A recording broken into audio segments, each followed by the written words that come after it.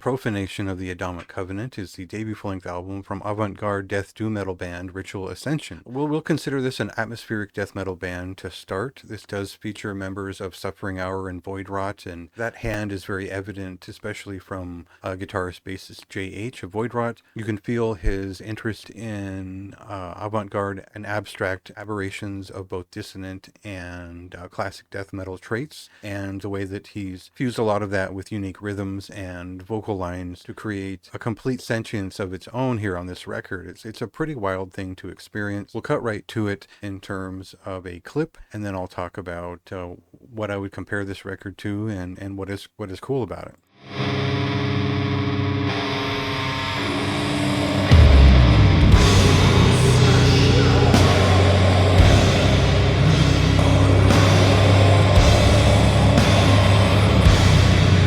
So the best comparison for what these folks do is probably Grave Upheaval's second album. It was a little bit more voluminous in its movement. It was cacophonous, and if we're looking for something in terms of actual death metal and riffs, think of the Heart of the Netherworld era Desolate Shrine, which was still not quite cavern core, but it felt like it had that Incorrectness-esque smokiness to it that you'll find in a lot of music inspired by disembowelment. You'll get a little bit of Evoken here and there. It's not a funeral doom metal record in any sense. It is very much an atmospheric death doom inspired death metal record. The focus is much more on experimentation and creating each fixative piece as a sort of ritualistic experience, and part of that comes from DH of Suffering Hour's vocals, which are extremely interesting on this record. They range from odd vocal effects to almost ASMR sensitivity. There's a lot of strange and esoteric things happening in terms of the vocals on this album. I found it was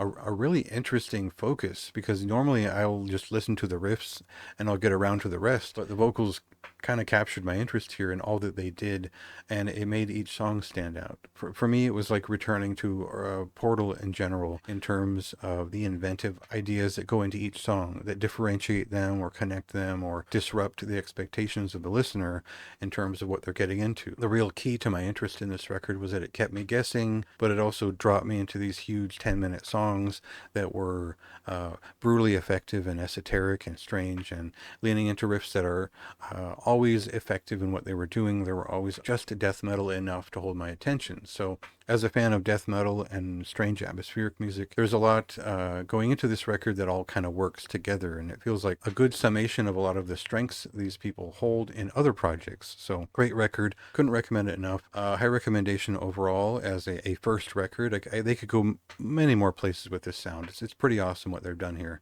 So check that out for yourself. It releases on February 28th, and go ahead and read my review for more of my thoughts.